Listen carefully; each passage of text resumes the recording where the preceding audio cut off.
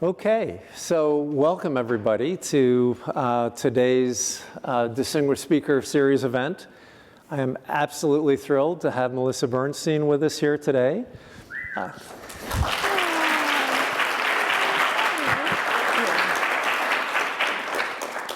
And so Melissa is a two-time entrepreneur. She probably is best known for Melissa and Doug Toys. And we'll talk about that. More recently, she has founded Lifelines, and we'll talk about that too. And we'll spend some time talking about the journey in between those two big events. But someone who is incredibly accomplished, incredibly smart, a wonderful human being.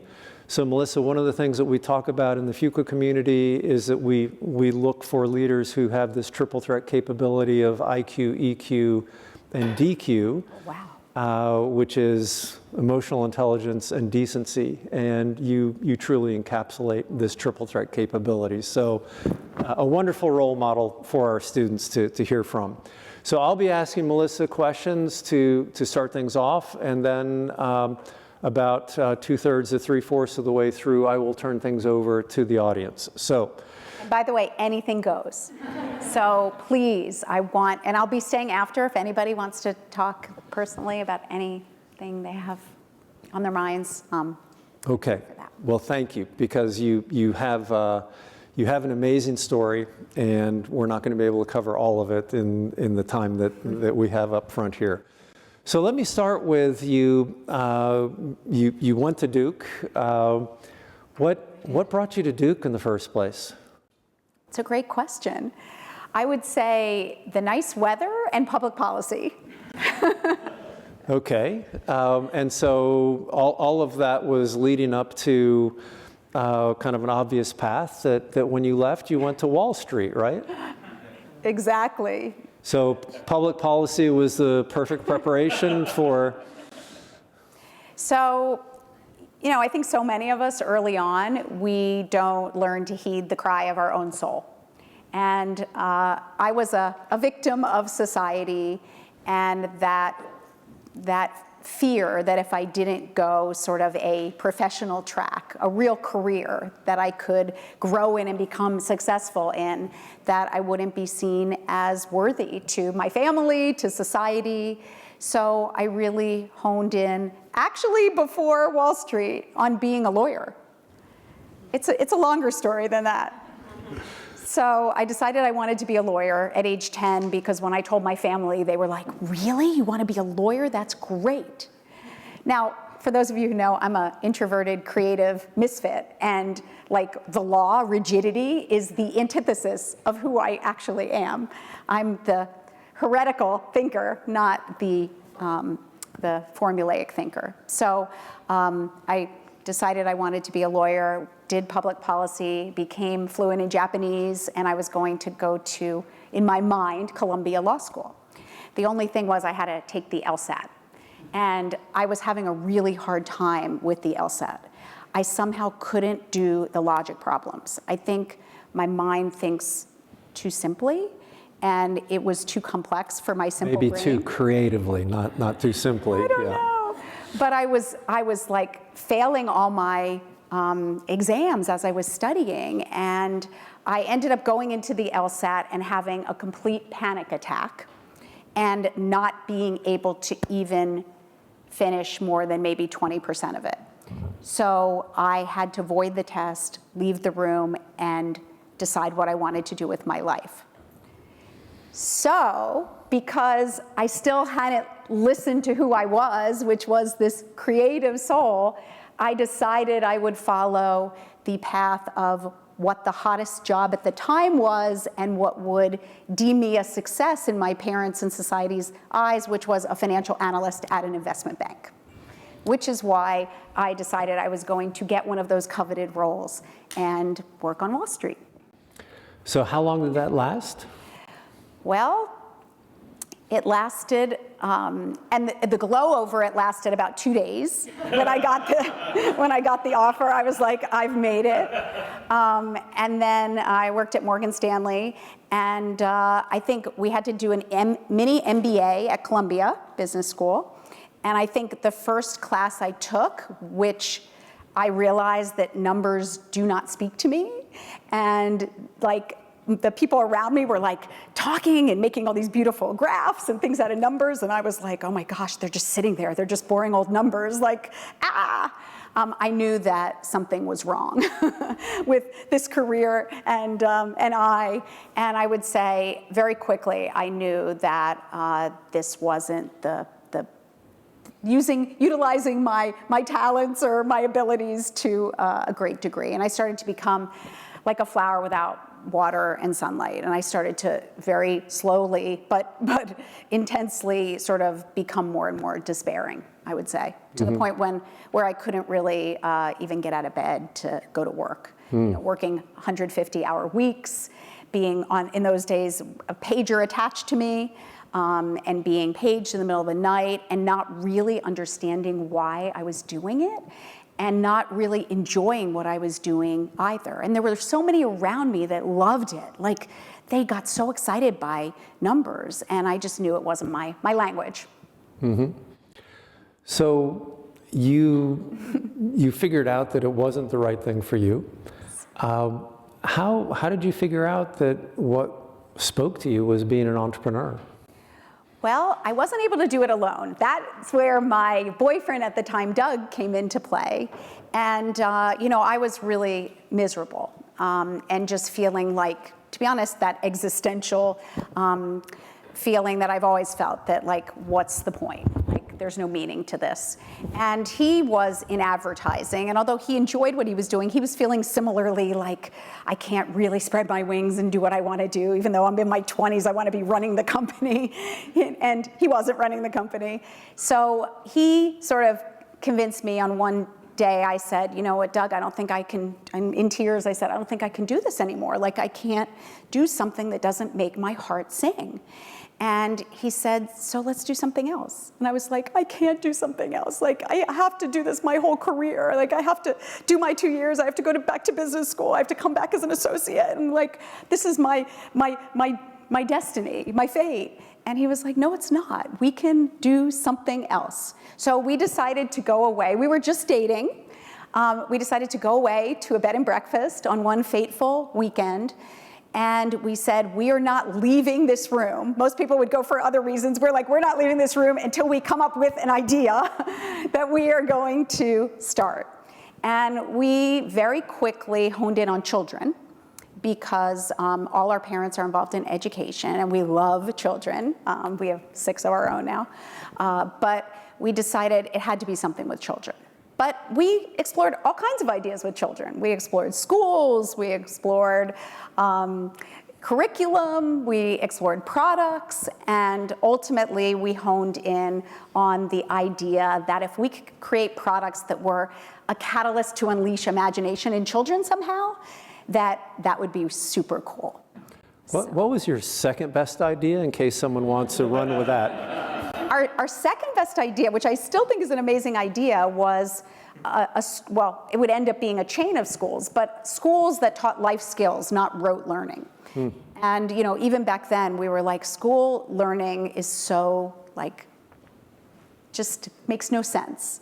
It doesn't really teach you the skills you need to be an independent, like, well-rounded person in the world. So we wanted to start with a really preschool and go all the way up with a school that would teach negotiation and compromising and social skills and sales and all these like life skills that are so essential that we never learn.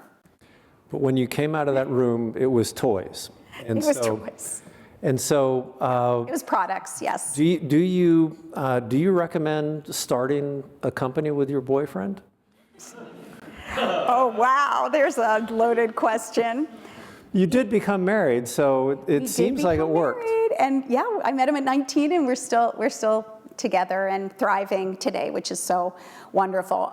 You know what? I mean, I think I talk a lot to young entrepreneurs about choosing your partner really wisely if you're going to go into business with them. And no, most of the time it does not work out, especially with couples.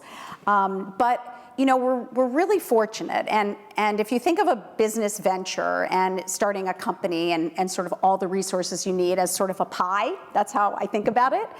And that you want to have every slice of the pie covered if you want a successful venture with all the people in your venture. You know, Doug and I, it's just fortunate and karma, or whatever you want to call it, that we are both opposite sides of the pie. We're each a different half of the pie. Because what I've learned is if your partner is in the same part of the pie that you're in, meaning your skills and your talents and your passion of what you want to do is the exact same as your partner, it will almost 100% of the time fail. Because you will both be like fighting between each other about every decision, and you won't give each other the autonomy to really exist in your slice of the pie freely. And it's fortunate that Doug and I are really the opposite sides, because the truth is we're both type A+++++. We're really dogmatic and opinionated, and I think if we were both in the same slice of the pie, it probably never would have worked. But you know, I'm creative, I'm the creative side of it, and he is also creative, but he's much more the operations and all the nuts and bolts, and it really worked out beautifully so that we could both do our thing, right? And our souls could soar while we could support each other. So one of the hard things about choosing an entrepreneurial path is knowing when you've made the right choice. So how did you know that this was the right way to go? What was the sign to you that you had done the right thing? You mean the sign that we were onto something? Wow, that took a really long time. And I think if there's anything that I want to always share, it's, you know, this path isn't easy, and it's not like you get that validation every day, like what you're doing is right. Sometimes you are going in the dark for many, many years, and we definitely were. You know, I would say, the way you know that you're onto something is when you start to see the formation of a repeatable model. So, you know, we created a series of products, these interactive sort of musicals for kids that were not, and we ended up having to pivot away from those. Like, they were well received, but we couldn't gain the traction we wanted. So we pivoted. Then we created our first sort of wooden toy, our fuzzy puzzle. And then we knew we were onto something. We created a product that we call it in our program, a product that people are clamoring to purchase. We created our first product, and people loved it, and they wanted more of it. And we were like, oh, this is what it means to have a successful product, right? People are asking for more. So then we created more of these fuzzy puzzles, and people bought them. So the first sign was when we knew we could create something that people wanted to spend their hard-earned money on. But then, that was only the first. Then, for many years, we created wooden puzzles, right? And we ended up with like 300 wooden puzzles, and we built that into about a $50 million category, and we were like, okay, we're a wooden puzzle company, and everyone thought of us as a wooden puzzle company. But Doug and I were like, we're not a wooden puzzle company, we're like a children's company. And then we decided, okay, we're gonna take the philosophy that created these puzzles, which was to take a dull, boring, lackluster category that sort of people enjoy but has no life in it, and inject pizzazz, right? And reinvent a timeless category to bring it new life. We said, maybe we can take this philosophy that led to the creation of 30 linear feet of puzzles and put it into a new category. So we decided to take that same philosophy and put it to wooden toys. So we took dull, boring, lackluster wooden toys, and we injected pizzazz into them and reinvented them. And lo and behold, that category became even more successful than puzzles. And we probably did $60 million in that. And now we had a $100 million company. And we were like, wow. So that was another sign, like we have a repeatable model. But then people said, oh, okay, Melissa and Doug, they're a wooden toy company. And we were like, no, we're not a wooden toy company. And that's when I said, I want to go into a category that's not even wood, because I want to prove that we can take this model and go into any category of toys that we want. And that's when our third category, we went into plush, stuffed animals. And we said, let's take that same philosophy, right? Take a dull, boring, lackluster category and reinvigorate it with pizzazz. Let's put it into something that's not wood. And when that became a successful category, that's when I knew we were onto something, because then we had proven, so many companies, they're one-hit wonders. They have one idea, and it's sort of like, and that's nothing wrong with that, right? They create like Rainbow Loom, if any of you know that company, it was like a rubber band bracelets. That company created like a $10 million company off of one idea. But I knew at the time that he didn't have other ideas waiting in the wings, right? And that's okay, I don't even know if he's around anymore. I don't think he is. But that's a one-hit wonder. Or sometimes you become a one-category wonder, right? You might be able to expand it into some ancillary products, sort of in that little niche, and grow it, and then but you stay sort of at that scale. But what we wanted to do is we wanted to prove that we could sort of expand out of that category. And that's basically what happened. Once we proved through Plush that we could put this philosophy, this mindset into any category, that was when we were off to the races. And that's when we knew, like, we can go into any category of toys and reinvigorate it and put this mindset to work. So let me go to the flip side of the question, which is, when you're an entrepreneur, there are the dark moments and the days where you think this is never going to work. What were some of the moments where you thought, we're going to just have to give up here, and what kept you going?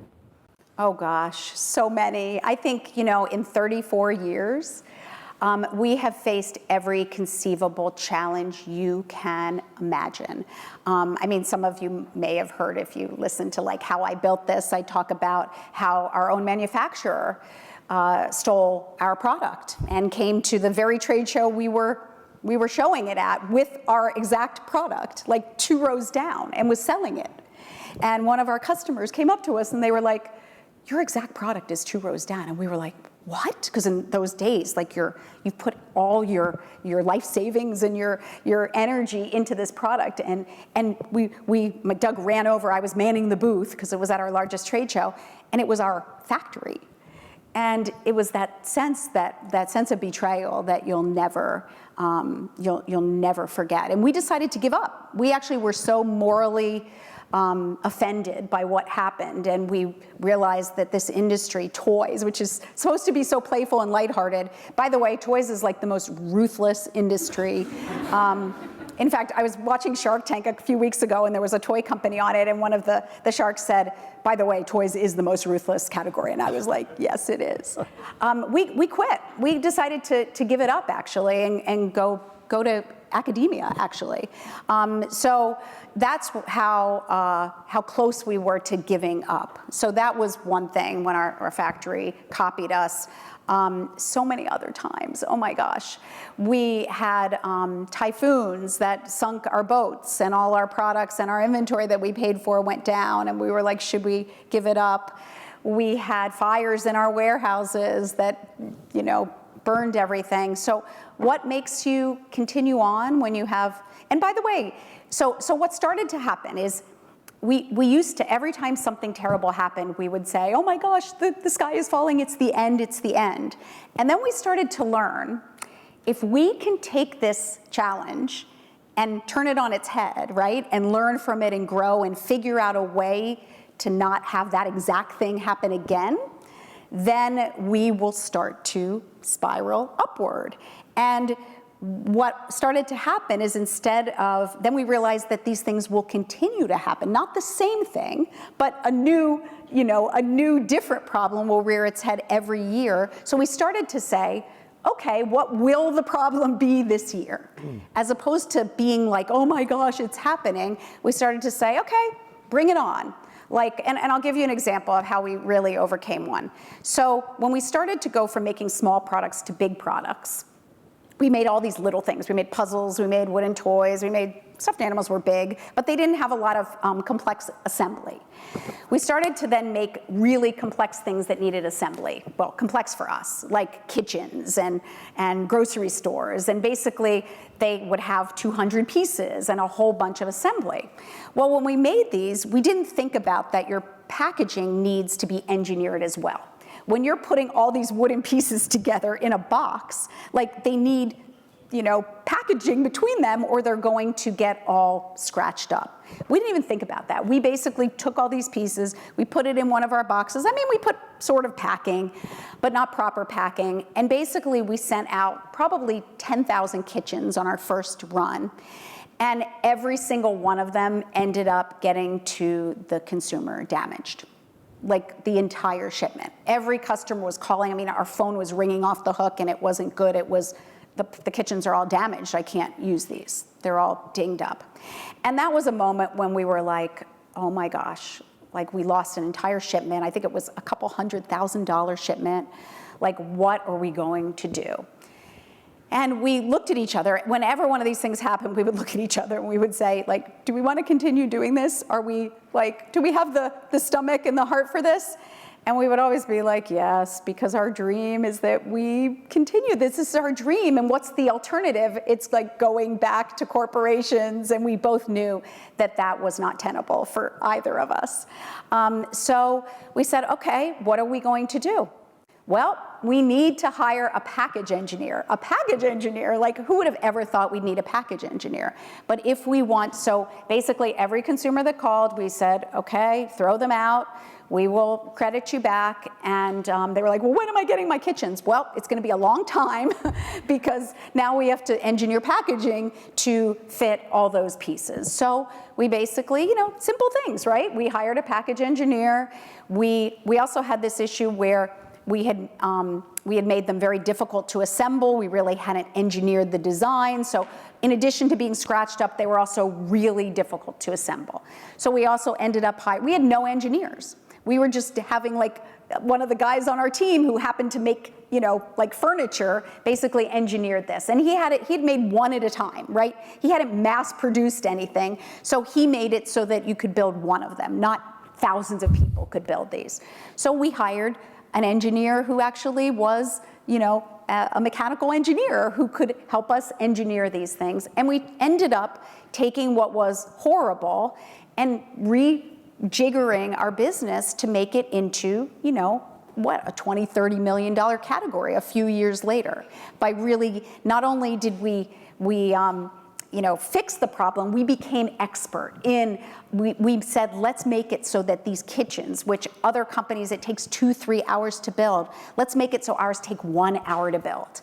And that it's actually not a terrible experience. It's an experience that people give us 5-star reviews because it's such an amazing experience to build one of our products. So we really took something that could have put us under and turned it into a real expertise. So you told me earlier that that you and Doug birthed the company out of wedlock. We did. But then we birthed the company out of wedlock. But then you went on to have 6 children. Yes. So tell us, how did you manage to both grow this family and support your family at the same time you were growing and supporting this business you were building? That's a great question. That's probably the question I get asked most often, mostly from females who really are having trouble believing that they can perhaps do both things in their lives. And I'm the first one to say that it's not easy. And the word balance is like the word perfection in my book. It's a bad word that I never use because it's an illusion and there's no such thing. But I think it starts with wanting to have both. And I always knew from the time I was little that I wanted to be a mom, like more than anything, but I also wanted to birth products as well as children. And I knew that if I didn't have something in my life that brought my life meaning, that I would put too much pressure on my kids to bring my life meaning, and that would not be good for either one of us. So I knew I wanted both. And it starts with that intention, I think, and a lot of people don't know that, right? And they don't want to admit that because I think we were talking about this, that society, especially for women, I think it tells us that if we're not staying home all the time raising our kids, that we're not good moms. And it's not true. It's a lie. And I think the sooner we can believe that we can do both, and I can tell you, I have 6 children, and I have been far from a perfect mom, and I have a lot of issues, but they are not related to the fact that I worked. There are other issues. And I can tell you that I have 4 daughters and 2 sons, and it was hard to balance, and we could have a whole segment on this. You need to have a village around you if you're going to do both, and you need to make sure that your children are properly cared for. And for a long time, we couldn't afford that, and that's a whole other issue. I didn't trust who was taking care of my kids when I was working because we couldn't afford good help. But as soon as you can afford it, if you can get good help, that will help you to be your best when you're at work. And then working and feeling really good about what you're doing will allow you to be a really good parent. And the one little bit that I say to a lot of women that I think is so important is you have to communicate how much you do love your job to your kids. Most women do the opposite. They think that if they communicate that they love something else as much as their kids, that it means their kids are gonna feel like lesser. But if you want your children to find something in their lives that's important to them and gives their life meaning, then don't you have to be a role model for that? And for me, I want nothing more than my kids to find their passion and that thing that makes their heart sing. So shouldn't I be the role model for them doing that? So knowing that, yes, of course I still felt guilty, but I knew that I needed to be the role model so that they would do the same thing in their lives. So I always talked about my job with them. And whenever they said things, which they did all the time, why can't you be the mommy that comes into school and is the art smart mom? And why? I'd say, well, it's because I have, another thing that also is really important to me, and I want to share with you what I did today. And it was, some might say it's easy because I made toys, but I would talk to them about all aspects of work. I'd talk to them about how I mentored some of the people who were on my team, or an issue that came up at a factory, and I would start to make them understand that didn't mean I loved them any less. It just meant that I had something else that was helping me serve humanity in a greater way. Okay, so back to from family to growing this company, you achieved what can be really problematic for a founder, which is success.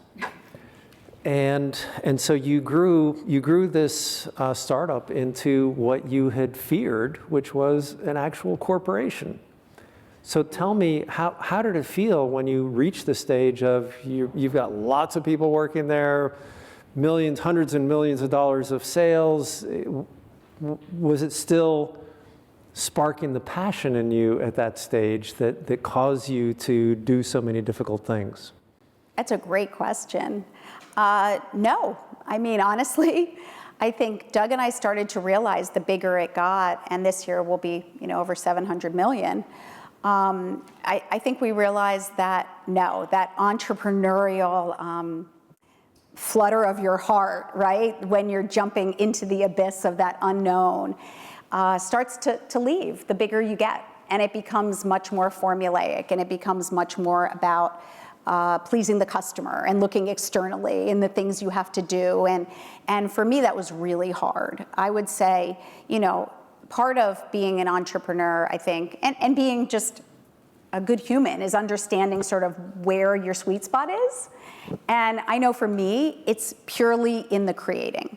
Like, I don't think of myself as a leader. I don't really enjoy leading. And it takes a lot of courage to say that, having been a CEO for, a long time, to say that I really don't enjoy leading people. Maybe leading by example, but I don't enjoy in that sense. I want to create. Like, I see things in my head and I want to bring them to fruition. And that's really where my joy is. And I think for Doug, it was other things other than being a CEO too. Like, he loves recruiting talent. Like, that's his gift. And he loves nothing more. And he loves, like, the quality safety aspects of making sure that the product is incredible. But all the aspects of being a CEO, the financials and the, we really didn't enjoy as much. So I think it's strange. It's like when your baby grows up, right? It goes from being this little nascent bird to this like big eagle that's sort of like soaring. I mean, it's wonderful in one sense because you employ 1,000 people and you have this culture all your own and it sort of takes on a life of its own. But it definitely loses some of that joy of that entrepreneurial spark. So I'll come back to that, but as you're going through this process of building an amazing family and an amazing company, you were keeping a secret. And you went public with this secret, which you had been suffering from lifelong issues with depression and anxiety. And you heard someone talking about existential depression, and you said, this is my life. Yep. Can you tell us what is existential depression or existential angst? Sure. It's really fascinating because it's not a pathological condition. It's actually a spiritual, philosophical condition, which makes it really undiagnosable and really hard to solve. You really only solve it through philosophy and spirituality. So, I basically, as a little child, I had a meaning crisis from the time I was probably 2 years old, wondering, like, why am I here? Sort of what's the meaning of existence if we all die? And what am I supposed to do during my brief time here? And sort of that drumbeat of mortality was just pounding in my head from like my earliest recollection. And when I shared that, I guess, with the world, they weren't too happy with my sharing that darkness. In fact, the little I remember was people saying to me, "You're a child. Like, what the heck are you talking about? Like, go out and play. Just be a child. Be happy. Be carefree." And I remember thinking, even at a young age, like, do you think I want to be this way? Do you think I want to be pondering, like, the meaning of existence?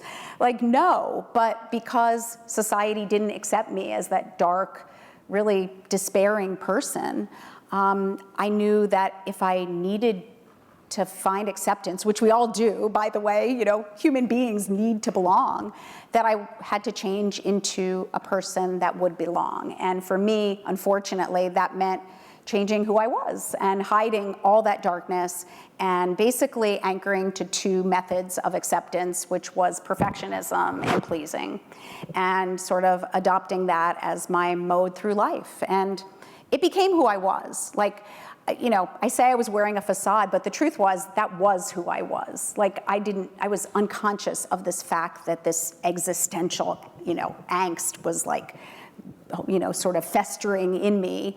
And I basically followed that path, through adulthood. And, existential angst is great for an entrepreneur because we have such a need to make meaning and a legacy that if you ever want to hire someone with high productivity, hire someone who has existential depression because they're going to be like on this treadmill to create and to make meaning. But the truth is it's a futile race because and the older I got, and I think the more I was hiding my authentic self, I started to feel like the very toys I created were kind of a metaphor for what I had done my whole life. They were like this shiny box sitting on a shelf, like looking perfect with these bright colors, but really what created them was a whole lot of darkness. And I finally got to the point where I felt like really inauthentic. And I felt like unless I can come out as who I truly am and sort of admit that I'm a creative introvert who has a whole lot of darkness that she channels into these beautiful creative products that everyone wants to play with, I won't be able to live with myself. So I came out, so to speak. So for you, it was almost like you had no choice but to tell people this is who I am. How did people react? That's a great question. I'd say one of three ways. Basically, I found it really fascinating because when I go do something, I'd do it big or not at all, and I went on like this big media thing, and a lot of folks saw it, unfortunately or fortunately, and I think it was when people would see me like on the street, it was one of three things. You know, the first was they would like avert their eyes and run away. And I, you know, to them I wanted to say, you know, existential depression isn't contagious. Because I think they literally thought, oh my gosh, I'm gonna catch it. The other was that they would kind of look down and not quite know what to do, but they would sort of work their way over to me and say, they'd sort of look at me and they'd say, I'm so sorry.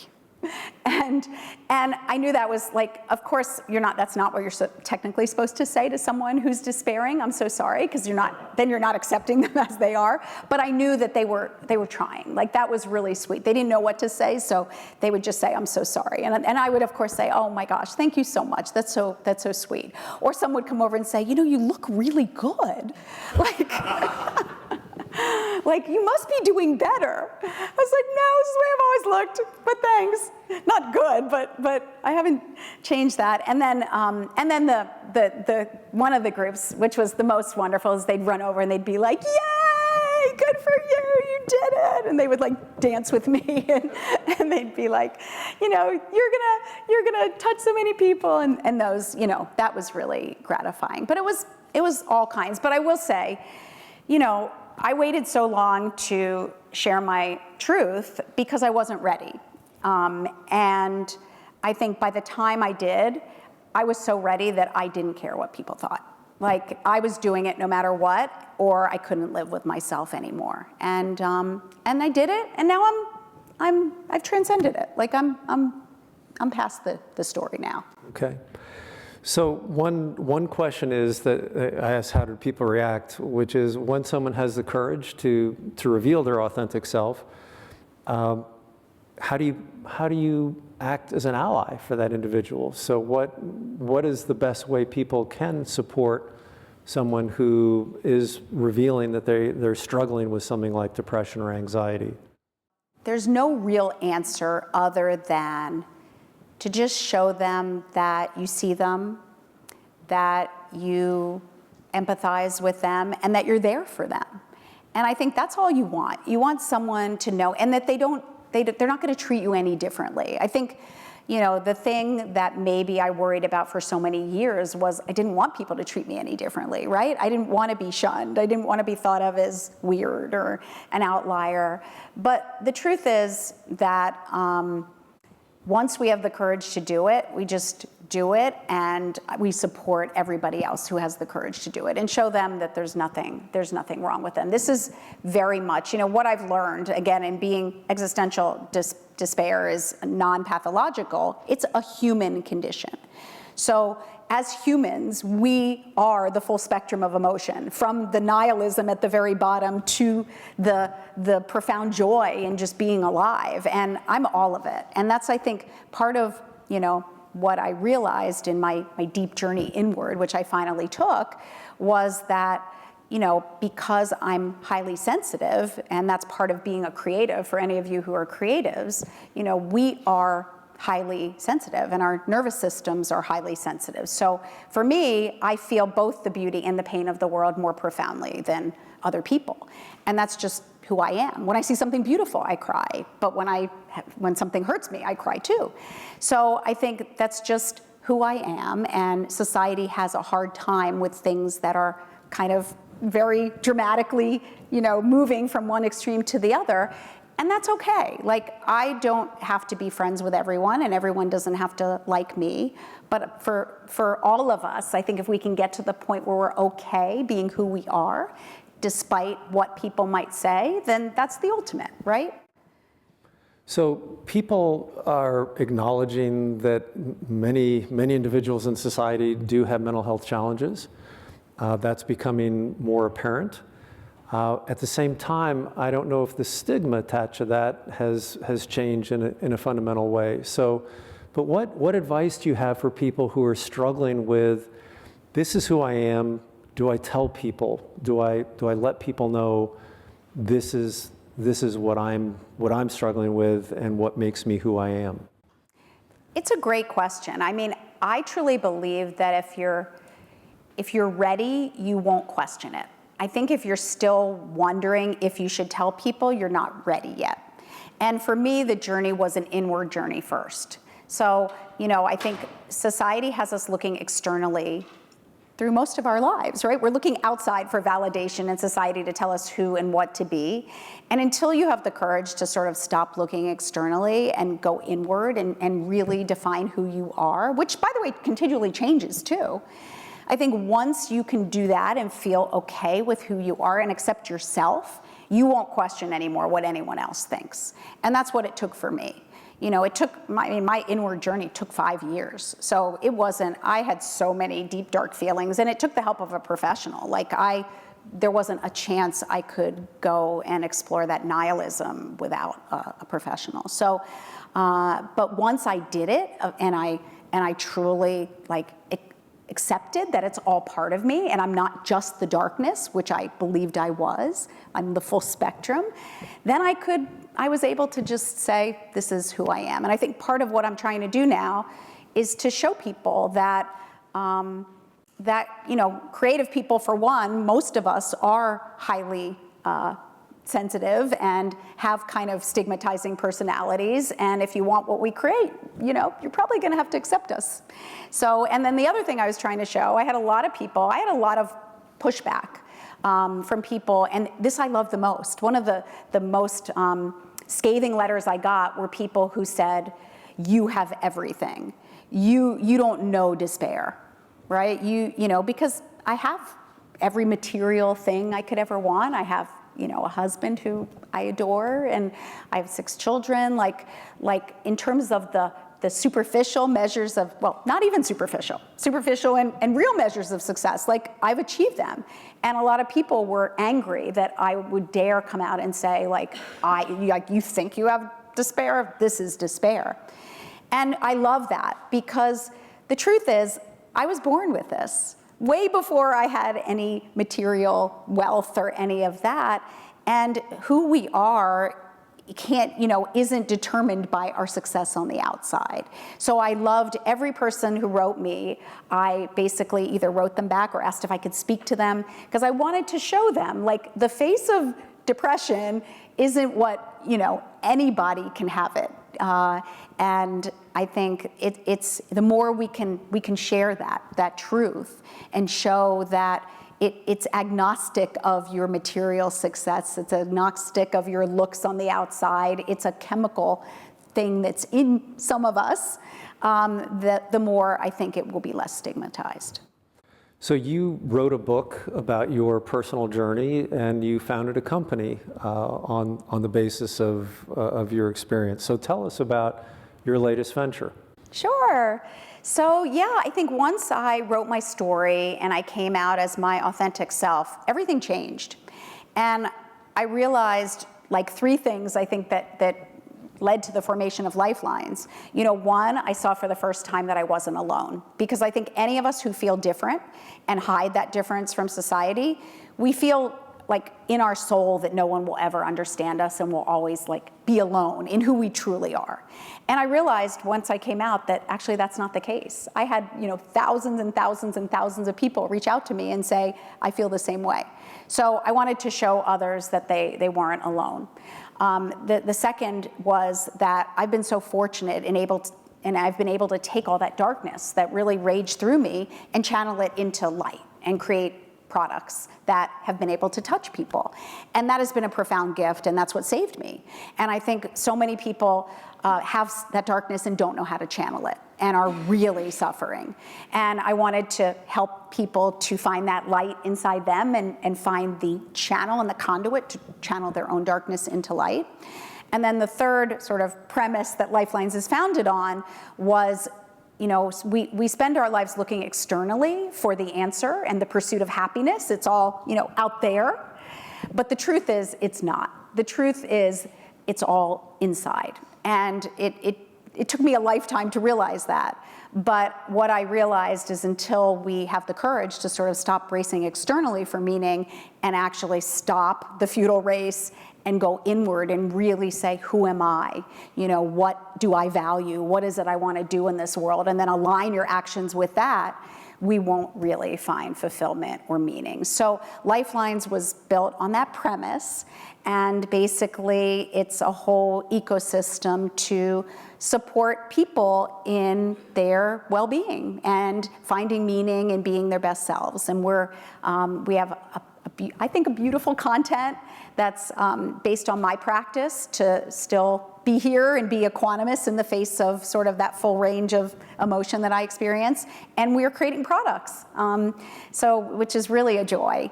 And it's sort of like the same thing when we went into another category after category in toys. I kind of needed to prove to myself that, like, can I create products in a whole new category? And reimagine sort of the well-being space, just like we tried to reimagine toys. So it's amazing, and I'm doing it with Doug again. So we're doing our second venture together, which is really gratifying. So I'm going to ask you one more question before turning it over to the audience. But because Lifelines is so personal in many ways, is the way you're going to define success different than it was when you were launching Melissa and Doug Toys? Oh, that's a great question. It's totally different. And now it's about connecting something in me to other people and potentially saving a life. So I think we're making products, we're getting our content into organizations and corporations, but the truth is the most meaningful part of every day is I speak to individuals. And pretty much anyone who writes me, especially those who write me in a really dark state, I schedule a Zoom with them. And I'm not a professional, I don't have any letters after my name, so I don't really have the capacity to give people advice, but I know what it feels like to be in that really dark place, and I want them to know that someone sees them. So I have these amazing conversations with people, and I view it as such a gift. And I think, I went from feeling that such a victim of this despair that raged through me, and that's what existential nihilism is. But the pathway out, which I learned through philosophy and spirituality, is you begin to take control of what you can take control of and take responsibility for your life and making meaning. And I love this fact that I can now use that control that I've gained in my own life. And now I find my own light every day, and I bring light to my life, showing others who are in the dark those same lessons that really have helped me. So I think that's where, and I don't charge, I'm doing it. I'd say that the most gratification are those connections, those individual one-on-one connections every single day. Okay, fantastic. So, questions from the audience. Come on. Yay! Here we go. So first of all, I wanted to say that it's been generous of you to give that time and to share this with us. To be quite honest, I didn't know that whole story, and I was impressed, and I feel really lucky because I think not so many people are so courageous to do that, and that's impressive. I have many questions to you, but one that I wanted to do when you were talking about your kids is precisely because you're an entrepreneur and you said that you didn't want to go back to the corporate life, and since you have 6 kids, my question is, what would you, first of all, would you like for them to go work in your company? And if they don't want to go into your company, what would happen if they wanted to be entrepreneurs in something else, or even going to the corporate world? How would you feel as their mother if that happened, if that was their choice? Oh, that's a great question. I mean, honestly, all I want is for them to find their passion, whatever it is. So I truly, and it's been through a lot of work on my own. I've had to do a lot of work because, the biggest threat to children are their parents' unrealized dreams. So I think a lot of parents believe they're acting selflessly when the truth is they're really pushing their kids into where they want them to go. But the truth is, I just want them to find peace and fulfillment. So we have all kinds. I mean, one of our oldest, who's 29, he's an entrepreneur, and he has his own company. Our daughter, who's 28, joined Lifelines, and she works with us. And our next one, who's in college, she's, gosh, I don't know what she's going to do. She's like an activist. So they're all going to do different things, and it's going to make me so happy as long as they're doing what sets their soul on fire. I better practice what I preach. So, you know, that for me, the corporate, it wasn't right, but it's right for so many people. And that's amazing if it's right for them. Hi, I'm a first year. My name is Amelia. I appreciate you sharing your existential crisis because I had one when I was 5 in my mom's station wagon, so I can relate. My question to you is kind of how, I mean, if you could reapproach your perspective going into being an analyst and having done the quote-unquote thing you needed to do to get credibility, would you have wished you had not done that and just gone straight into something creative that sparked joy for you in life? Ooh. You know what? I think the financial analyst role, as you said, it's given the whole story so much more credibility. And it also taught me the most profound lesson that no, so I'm so glad it happened that way. And that was my path. I had to do what society wanted me to do, right? And I had to go that path twice, right? For law the first time. And basically, the reason I had a panic attack was because I knew I didn't want to be a lawyer. And everything in my body was like, you don't want to be doing this. You don't want to go to law school. And my body wouldn't allow me to take the test. And then I went into something even more rigid. And the same thing, you know, it was like I tried so hard to be the perfect analyst because I wanted to be there and I wanted to succeed. And I couldn't do it. So I think in sharing with especially folks, you know, most of your ages, that, you know, sometimes you need to check off the list what isn't for you in order to find what is. So I think more often we do things that aren't right for us, but that's so important on our journey because then we can say, nope, not that. So I think whatever you do, especially those things you don't like, learn from them. Say, okay, this aspect of it I like, this aspect of it I don't. And I also learned, you know, one of the amazing things I learned from being an analyst was, you know, FaceTime there was really important. And like people would brag about, you know, how many hours a week they worked. It was like, I worked 150 hours a week. But the truth was they really weren't working 150 hours a week. They were like just putting in FaceTime because you didn't get your projects until like 9 at night and then they were due the next morning. So you'd work all night, but it wasn't productive, it wasn't a good model. And I learned so much about the company I wanted to run through seeing a model that I personally didn't believe in. So I think the lessons through that negative example were so much greater than had it even been a positive one. So. Thank you. Sure. Hi. First, thanks for being here and for your products. I really enjoy it with my daughter, so I really appreciate it. My question is about this condition that you struggled your whole life. I assume that you have many times that you thought that I need help, but I know that sometimes you get distracted and you don't take action. When or what situation or event triggers to move this thought into an action? I said, I need help. I need to do something, and you actually take action into it. Do you mean the action for my mental health? Yeah. What event or when you really take action, like you actually do something for it? That's a great question. So, you know, when you put up sort of the facade, right, against who you truly are and you act as someone else, it's exhausting.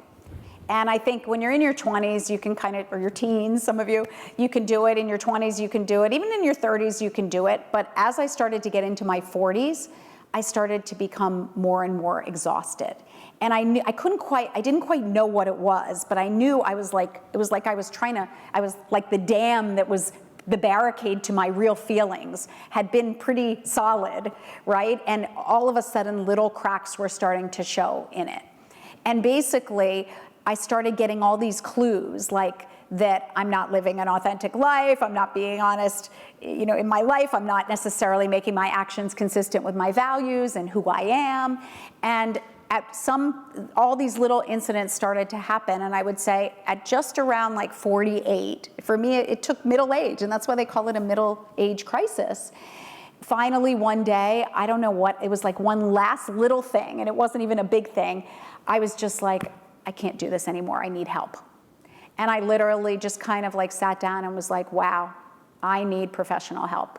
And I need to explore all this stuff that I didn't even know what it was. I just knew that my whole life I had had one emotion, which was, I'm great, I'm fine, everything's good. Never had I allowed myself to feel sad, never had I allowed myself to feel sick. Like I was just basically going through life as a robot, and I needed to explore like everything that was inside me. And that's when I said, I have to get professional help. So I think it was just that exhaustion that finally got the best of me, and I was like, I don't want to feel this way. Thank you. Hi there. I'm Bethany. My husband is a second-year student here. I'm a mom and a pediatric OT, Wow. occupational therapist. So my office is filled with your toys and my home is filled with your toys. So I first wanted to say thank you, because you've definitely done what you set out to do. You brighten the lives of kids and their families with your toys, and I really appreciate you as a person and your company as a whole. My question is pertaining to your product development. It sounds like initially you and Doug were the creative minds behind all of your products. But I assume now that you're so big, there's other creative minds behind your products. I was curious who those people are and if that was difficult for you to let go of that part of the business. Wow, that's an amazing question. So I would say until a couple years ago, it was really I was the initiator of all our products. And basically we had this repository of like 1,000 ideas, and we would, every year we'd sort of go through and, kind of highlight what we were gonna do that year.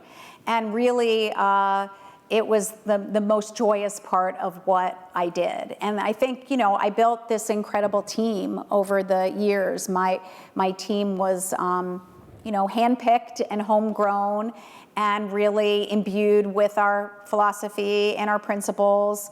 And when I was, when we were ready to kind of step away from the day-to-day, we both felt like it was in really good hands and we could leave. The categories for the most part are formed already. And the nice thing is you can begin to extend them in ways that seem almost pretty intuitive. So I think now it's left to my team. And, there's always a sense of loss, I'd say, when you give something up a little bit and you pivot. But for me, as long as I'm channeling, so to speak, like I need to channel that unsettledness that will always be in me into tangible form.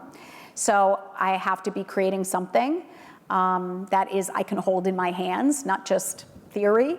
So as long as I'm creating something, I'm okay. So now I'm channeling it into a different category, which will debut next year. Yeah.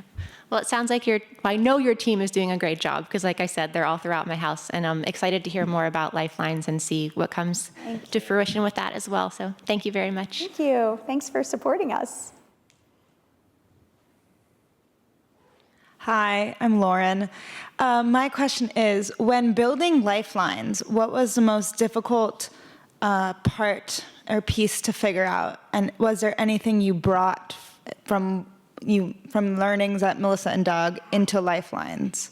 What a great question. I love that. So everything has been so difficult. And don't let anyone think that starting a company is easy, because it is every bit as challenging and more, because the times are so hard now. Supply chain is so difficult. So I would say it's so much harder than Melissa and Doug ever was. But I think all the lessons, oh my gosh, so many lessons that we've learned over the last 34 years apply now. I think most importantly, to be guided by a mission that is really the essence of everything you're doing. And so many folks will come to me and say, oh, I want to be an entrepreneur.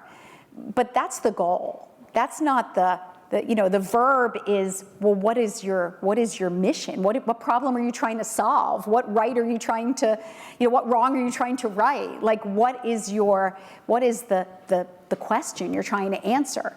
So I think similar to wanting to be the catalyst to unleash imagination, right now we're trying to be this conduit from your head to your heart and really get folks to sort of get out of their heads and into the present and their heart. So we have a similar mission that underlies everything we do, and the products are just an extension of that mission. So I think that philosophy, and then I'd say, everything we've done there, our work ethic was really like, we engage in all the heavy lifting ourselves. We lead by doing. We focus on hiring person, not pedigree. Like, every lesson that we learned, we are bringing to Lifelines. It's not any easier, but we're definitely bringing all of them. It's a good question. Thank you. Okay, we have one last question. But I'm here. I'm hanging. Melissa will be here if there are more questions. Thank you so much for your time. My name is Adum. I'm a first year. You shared so much about your authenticity and just being your full self. I'm very curious about, in the field of entrepreneurship and in the corporate world where we see kind of one kind of leader, your individual identity as you stated, a creative introvert. How did that influence your journey with Melissa and Doug and your current journey with Lifelines? How did it influence the what with Your journey is. Oh, my journey. Yeah. It's a great question.